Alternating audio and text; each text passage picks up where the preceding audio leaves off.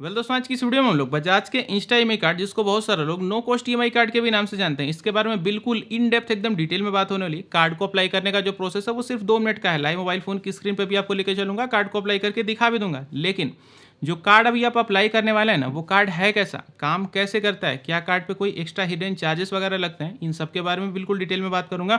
साथ के साथ कुछ लोगों की शिकायत रहती है कि जब वो अपने कार्ड से ऑनलाइन यहाँ पे जाते हैं ट्रांजेक्शन करने, तो कार्ड काम ही नहीं करता है, या फिर कुछ लोग क्या करते हैं, अपने कार्ड से पेमेंट करके ईएमआई बनवा लेते हैं और उनकी ईएमआई ना 1 से लेकर 2 हज़ार रुपये हर महीने बढ़ करके आना शुरू हो जाती है। 20 हज़ार का प्रोडक्ट ईएमआई पे लोग खरीदते हैं, 25 से लेकर 30 हज़ार तक की ईएमआई भर देते हैं। तो जब कार्ड नो कॉस्ट ईएमआई वाला रहता है, तो ये एक्स्ट्रा चार्जेस किस गलती की वजह से आ जाते हैं, सबके बारे में एकदम डिटेल में बात होने वाली है। वीडियो के लास्ट में मैं आपको कार्ड को कैसे लाइव अप्लाई करना है वो भी बता दूंगा। आप एक कोना पकड़िए, आराम से बैठ जाइए।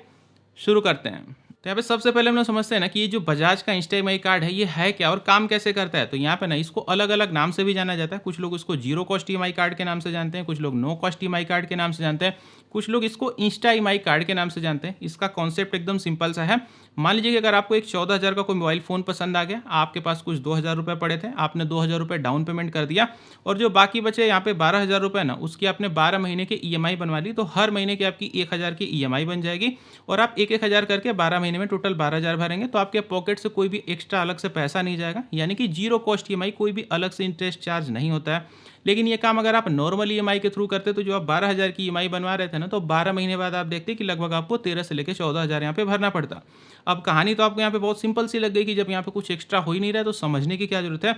लगभग 5 से 7 ऐसी चीजें ना, जिनको आपको बिल्कुल ध्यान से अभी समझना पड़ेगा। यहाँ पे सबसे पहली चीज है ना कि जब भी इस कार्ड को आप बनवाने जाएंगे ना, तो कार्ड को बनवाने की एक वन टाइम फी आपको पे करनी पड़ती है, जो कि 530 रुपए की होती है। इसको आप अपने फोन पे, गूगल पे या फिर पेटीएम कैसे भी पेमेंट कर सकते हैं। पहली बार कार्ड को बनवाते टाइम आपको ये फी पे करनी पड़ती है। इस कार्ड की ना जो आपको लिमिट ऑफर की जाती है, वो अधिकतम 3 लाख की आपको देखने को मिलती है। जरूरी नहीं कि सबको 3 लाख की लिमिट मिल ही जाए, आपके सिबिल पे डिपेंड करता है। किसी को 50 हज़ार भी मिल सकती है, किसी को 1 लाख भी मिल सकती है, किसी को 2 लाख भी मिल सकती है। अगर आपको लिमिट कम मिल जाए तो परेशान होने की जरूरत नहीं, क्योंकि जैसे जैसे आप कार्ड को यूज़ करते जाएंगे, ये जो लिमिट है धीरे धीरे बढ़ती चली जाती है। लिमिट से रिलेटेड एक और चीज़ को ध्यान से समझिएगा। मान लेते हैं कि आपने इस कार्ड को यहाँ पे अप्लाई किया और आपको 1 लाख की जो लिमिट है वो यहाँ पे दे दी गई। तो 1 लाख की लिमिट को ना आप अपने पहले ट्रांजेक्शन में पूरा नहीं यूज़ कर पाएंगे, आप उसका 60 से लेकर 70% ही यूज़ कर पाएंगे। ये जब आप कार्ड अप्लाई करेंगे, आपको वहाँ पे सामने से लिखा आ जाएगा। एग्जाम्पल से बता दूँ आपको, तो मान लीजिए कि आपको 1 लाख की लिमिट मिल गई ना, तो 1 लाख में से आप पहले ट्रांजेक्शन के अंदर 60 से लेकर 70 हज़ार तक का ही यूज़ कर पाएंगे। उसके बाद अपने सेकेंड ट्रांजेक्शन में अपनी पूरी कार्ड की लिमिट को यूज़ कर पाएंगे। अच्छा, अब यहाँ पे कुछ हम लोग प्रैक्टिकल इन्फॉर्मेशन भी देख लेते हैं, उसके बाद डिटेल में थोड़े से हिडन चार्जेस को मैं आपको एक्सप्लेन करने वाला हूँ। मान लेते हैं कि मुझे 20 हज़ार का जो मोबाइल फ़ोन है, इसी को बजाज के इंस्टा ईएमआई कार्ड से खरीदना है। तो अगर आप इसके नो कॉस्ट ईएमआई वाले पेज पे जाएंगे ना, तो यहाँ पे 3 महीने के लिए देखिए, अगर मुझे ईएमआई बनानी है तो हर महीने 6,666 रुपये मुझे पेमेंट करना है और जो मुझे टोटल पैसा पे करना है वो 19,999, यानी कि 20 हज़ार ही पेमेंट करना है। कोई एक्स्ट्रा चार्ज नहीं लग रहा है। आप चाहें तो 6 महीने की अगर बनवाते हैं तो 3,333 रुपये पे करना है। अगेन ये 19,999 ही आ रहा है, यानी कि मुझे अपने पॉकेट से कोई भी अलग से एक्स्ट्रा पैसा इंटरेस्ट के रूप में पे नहीं करना है। अब समझिए बिल्कुल 5 एक्स्ट्रा हिडन चार्जेस के बारे में, जिनका आपको जानना बहुत जरूरी है, क्योंकि अब तक लगभग सिर्फ मैंने पॉजिटिव बातें ही की हैं, लेकिन हर जगह पॉजिटिव के साथ साथ निगेटिव पॉइंट भी होते हैं। अब एकदम ध्यान से समझिएगा। जब भी आप इस कार्ड से ना कोई भी सामान ईएमआई पे खरीदेंगे ना, तो जो भी आपकी पहले महीने की ईएमआई होगी ना, उस पर आपको कुछ ना कुछ एक्स्ट्रा चार्ज देखने को मिल जाएगा, क्योंकि यहाँ पे आपके पहले महीने की ईएमआई पे 2 अलग से एक्स्ट्रा चार्जेस लग करके आते हैं और ये पहले महीने की ईएमआई में ही लगते हैं। बाकी जो महीने हैं उस पर कोई अलग से चार्ज नहीं लगता है। ये पहले जो चार्ज लगता है उसको बोलते हैं क्रेडिट ट्रैकिंग रिपोर्ट, और दूसरा चार्ज बोला जाता है यहाँ पे कन्वीनियंस फी। और ये लगती कितनी है ना, ये आपके प्रोडक्ट के हिसाब से लगती है। आपको एक रफ आइडिया दे देता हूँ। मान के चलिए, अगर आपने 20,000 रुपये के प्रोडक्ट की ईएमआई बनाई, तो लगभग लगभग 2 से लेकर 250 रुपये के एक्स्ट्रा चार्ज आपके पहले महीने की ईएमआई में जुड़ करके आते हैं। अगर आपकी मंथली ईएमआई 1,000 की है, तो जब पहले महीने की ईएमआई आएगी तो लगभग 1250 या फिर 1280 रुपये के आसपास निकल करके आएगी। दूसरा पॉइंट, यहाँ पे आपके दिमाग में ये होगा ना कि अगर मैंने बजाज का ईएमआई कार्ड बनवा लिया तो जितने भी प्रोडक्ट हैं उनको हम ईएमआई पे खरीद सकते हैं। तो दोस्त ऐसा नहीं है। 90% ये बात सही है, 10% सही नहीं है, क्योंकि यहाँ पे ऑनलाइन हो या फिर ऑफलाइन, हर प्रोडक्ट आना आप बजाज के इंस्टा ईएमआई कार्ड से नहीं खरीद सकते हैं। जब आप ऑनलाइन सर्च करेंगे ना, तो मान लीजिए कि अगर आपने 10 मोबाइल फ़ोन को सर्च किया, तो लगभग लगभग 7 से लेकर 8 मोबाइल फ़ोन पे ही बजाज का जो ईएमआई कार्ड का ऑफर है वो आपको देखने को मिलेगा। आप सोच रहे होंगे कि दुकानों के बाहर तो लिखा होता है कि आइए बजाज का इंस्टा ईएमआई कार्ड एक्सेप्टेबल है, अपने प्रोडक्ट को आप ईएमआई पे खरीद पाएंगे, लेकिन जब आप दुकान के अंदर एंट्री लेंगे और उनको आप जब पूछेंगे कि मुझे फलाना प्रोडक्ट चाहिए, क्या इसको मैं बजाज के ईएमआई कार्ड से ले सकता हूं, तो वो बताएंगे कि सर हर मोबाइल फ़ोन या फिर लैपटॉप जो भी आप लेने गए हो सब पे आपका ईएमआई वाला ऑफर अप्लीकेबल बजाज का नहीं हो पाता है।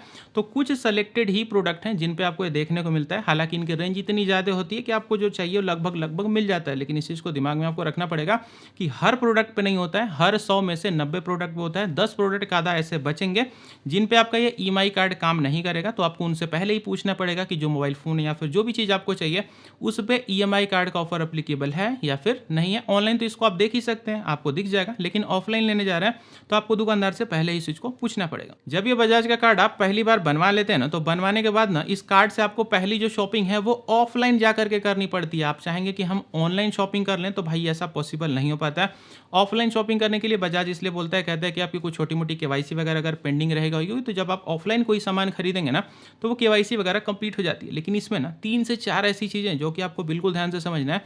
जब भी मान लीजिए ना आप ऑफलाइन अपने सामान को खरीदने जाएंगे, जो कि जाहिर सी बात है इस कार्ड को है, यहाँ पे अगर आप पहली बार ऑफलाइन नहीं कुछ सामान खरीदेंगे दुकान पे जा करके तो आप इसको ऑनलाइन यूज़ नहीं कर पाएंगे। पहली बार आपको दुकान पे ही जा करके कोई ना कोई सामान खरीदना है। अब यहाँ पे जब भी आप ऑफलाइन जाएंगे कोई सामान खरीदने ना, तो जो भी बंदा बजाज की तरफ से आया होगा ना, आपकी जो भी ईएमआई बनेगी ना उसके ऊपर कहेगा, अगर आप मान के चलते एक मोबाइल फ़ोन आप लेने वाले हैं तो मोबाइल फ़ोन पे कहेगा ना कि आप अपने प्रोडक्ट का इंश्योरेंस करा लीजिए, 3 से 4 हज़ार का आपको अलग से इंश्योरेंस चिपकाएगा।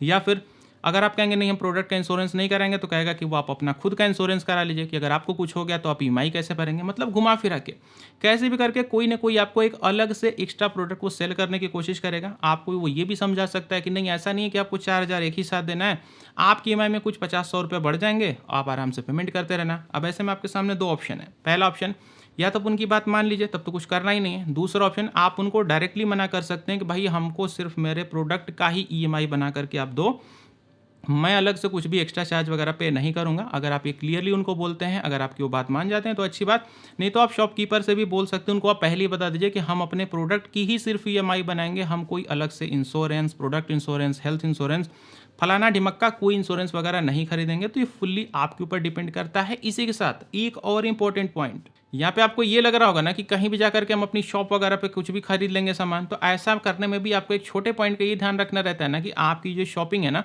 आपके आधार कार्ड वाले एड्रेस पे ही होनी चाहिए। भले आप ऐसा नहीं है कि आप आधार कार्ड पे आपका एड्रेस लखनऊ का है और आप रहते हैं यहाँ पे जाकर के मुंबई में और मुंबई में चले लगे खरीदारी करने, तो ये पॉसिबल नहीं हो पाएगा। अगर आपके आधार कार्ड पे एड्रेस आपका लखनऊ का है तो आपको लखनऊ पे ही खरीदारी करनी है। अच्छा, लोग सोच रहे होंगे चलो इसको तो मैं कैसे भी पार कर लूँगा। यहाँ पे ना जब इस कार्ड से आप दूसरी या फिर तीसरी, अब तो ऑनलाइन भी आप कर सकते हैं, जब आप ऑनलाइन शॉपिंग करने जाएंगे ना तो इनकी ऐप से ना आपको कार्ड को पहले एक बार एक्टिवेट करके ई मैंडेट करना पड़ता है। ई मैंडेट मतलब आपको उसमें अपना अकाउंट ऐड करना पड़ता है, बेसिकली अपना अकाउंट नंबर, एफएससी कोड वगैरह लिख के एक बार कार्ड को एक्टिवेट करना पड़ता है ऑनलाइन शॉपिंग के लिए। ये बहुत सारे लोग ये चीज़ों को नहीं बताते हैं और लोगों का कार्ड ऑनलाइन के लिए काम ही नहीं करता है। इनकी ऐप आती है, प्ले स्टोर, ऐप स्टोर दोनों जगह मिलेगी।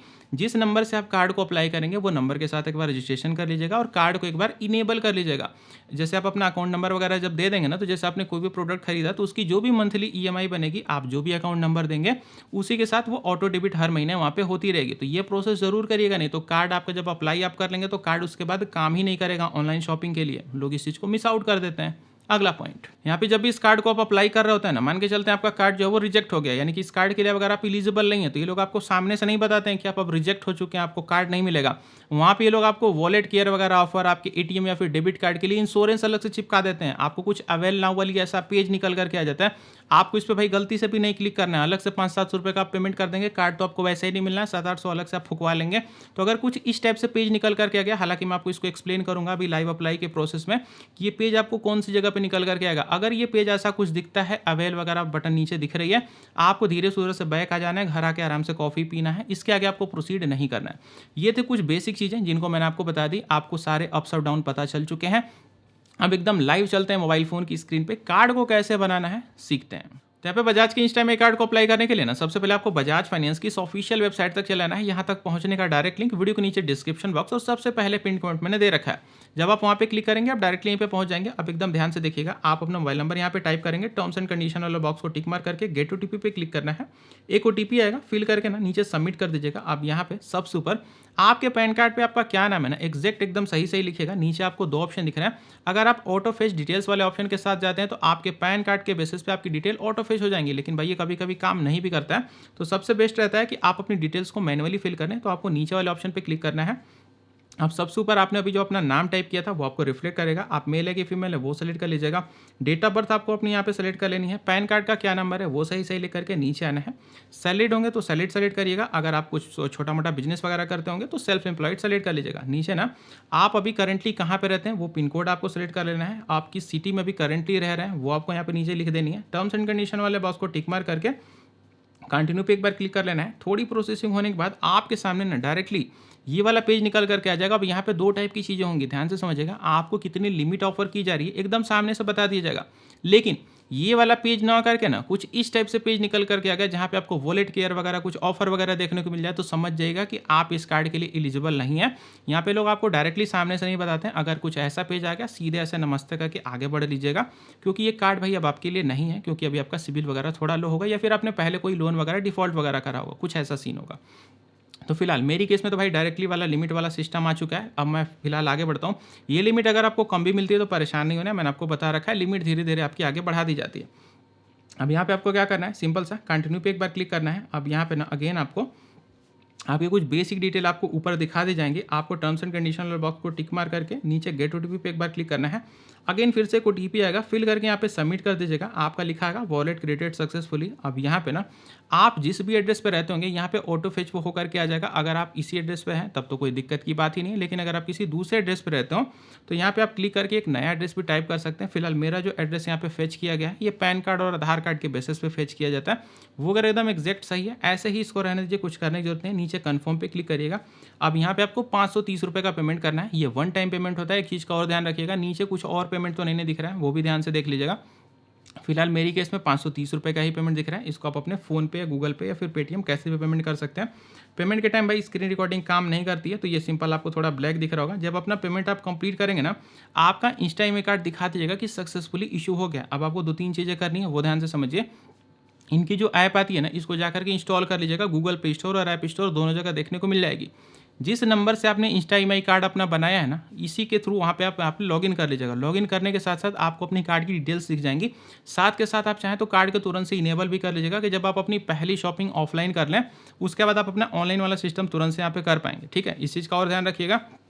इस कार्ड का कोई सीवीवी नंबर नहीं होता है, तो सीवीवी नंबर को नहीं खोजने लगेगा, क्योंकि भाई सीवीवी नंबर आप अपने क्रेडिट कार्ड जैसा खोजेंगे तो वो इसका नहीं होता है। तो सीवीवी का यहाँ पे कोई झंझट नहीं। उम्मीद करता हूँ बजाज के इंस्टा ईएमआई कार्ड से रिलेटेड आपको मैंने सारे पॉइंट को बिल्कुल डिटेल में समझा दिया।